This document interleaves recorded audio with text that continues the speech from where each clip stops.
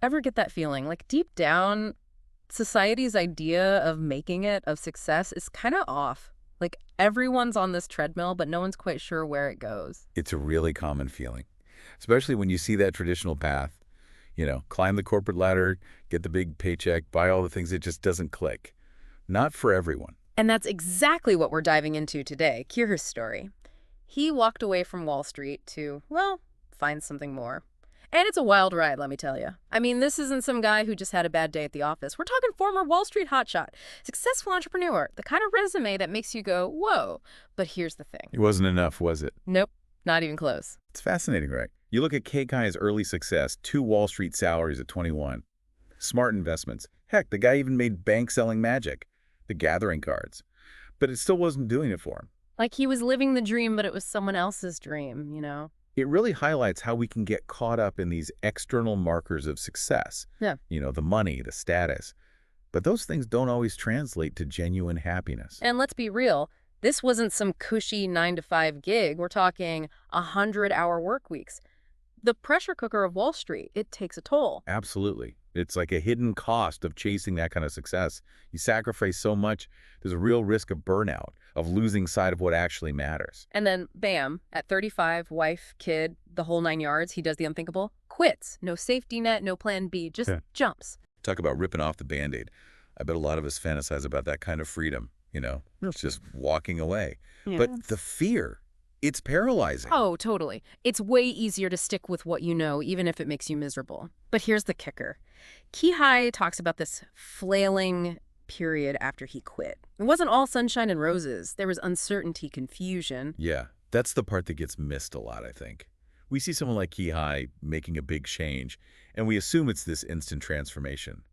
But it's not, is it? It's messy, it's uncomfortable. Big time. And let's not forget the reactions he probably got. Imagine telling people, yeah, I'm leaving my Wall Street job to, well, haven't figured that out yet. Well, you probably thought he was having a midlife crisis. Right.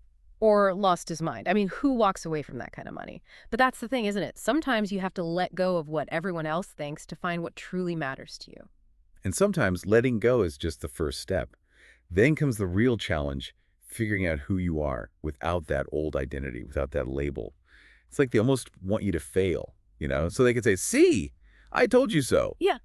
It's easier to accept the status quo than to embrace someone else's unconventional path. Totally. It's like that old saying, misery loves company. People don't always know how to react when you break free from the mold. Exactly. And Khe, he really broke the mold. Went from master of the universe to, well, that's the question, isn't it? Who was he without Wall Street? Right. It's like he had to invent himself all over again. And that's where things get even more interesting. This whole idea of identity, right? He's not defined by that Wall Street label anymore. Now he has the freedom, but also the challenge of figuring out who he truly is and what he wants to contribute. It's almost like, I don't know, picture it, he's trading in his power suits for like a paint-splattered smock. It's a complete 180. Totally. And here's the thing. It's not like he suddenly discovers the answer and everything falls into place. This is real life, not a fairy tale. Becoming your own boss. That's a whole other beast. Oh, absolutely. And that's where the romanticized version of entrepreneurship crashes into reality. Exactly. Take Khe Hy's online course, for example. Initially, it's a hit. Success story, right? But then, bam, 85% drop in sales in 2023. That's got to hurt, even for someone like him. Ouch. Yeah, that's a tough pill to swallow. I mean, how do you even begin to recover from that? Well, that's where Khe Hy's mindset really shines through. He doesn't see it as a failure. He sees it as an opportunity to reassess, to figure out what went wrong. And what he realized was he'd gotten caught up in the business side of things, the numbers, the strategy. He'd lost sight of the why. It's so easy to get caught in that trap, though, especially when you're trying to make something of yourself, prove yourself. Absolutely. But Khe Hy's experience shows how important it is to keep checking in with yourself, to make sure your actions are aligned with your values, with your purpose, even when things get tough. So it's about finding that balance, right, between pursuing your passions and, actually making a living and staying true to yourself throughout it all, which is way easier said than done, by the way. Oh, for sure. It's an ongoing process, not a destination. It takes a lot of self-awareness to identify what truly brings you joy and then have the courage to go after it, especially when everyone else is telling you you're crazy. Which kind of brings us to the heart of it, doesn't it? This whole idea of redefining success. It sounds great in theory, but how do you actually live it? Especially when it feels like everyone else is playing by a different set of rules. Yeah, it's a head trip for sure. Because it's not just about changing your own perspective, it's about navigating other people's expectations too. Yeah. Have you ever felt like you were being pigeonholed? Like Hmm. people meet you and they just see the label, the job title, whatever, and that's it. They don't see the whole you. Ah, all the time. Like podcast hosts. That's just one tiny sliver of who I am. Exactly. And it's easy to get stuck in that box, right? Hmm. So how do you break free? How do you reclaim your narrative? Well, Hmm. Khe Hy had to completely rebuild his identity. It was about focusing on his actions, his values, rather than seeking validation from the outside world. He leaned into his creativity coaching, content creation, exploring new interests. And a big part of that was incorporating mindfulness into his routine. Mindfulness. Okay, so we're talking like meditation and stuff. Yeah. He talks about how taking just 5 minutes every morning to just be present, to connect with himself, it helped him prioritize what really mattered. So it's not just about quitting your job and going off the grid. It's about bringing that intentionality, that awareness to everything you do, your work, your relationships, your hobbies, everything. Exactly. And that's where Khe Hy's emphasis on work-life balance comes in.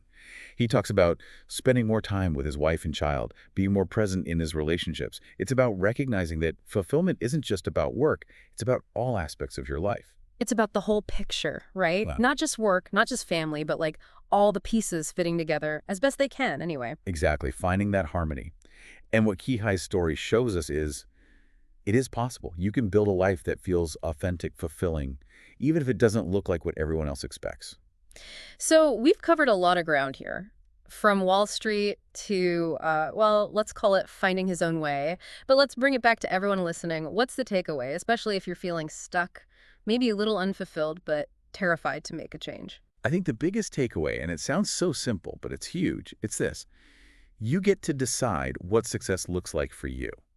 It's not about following someone else's rules. It's about your values, your passions, what you want to contribute to the world. It's about giving yourself permission, right, Yeah. to write your own definition of success, even if it doesn't fit the mold, even if it makes other people go, huh.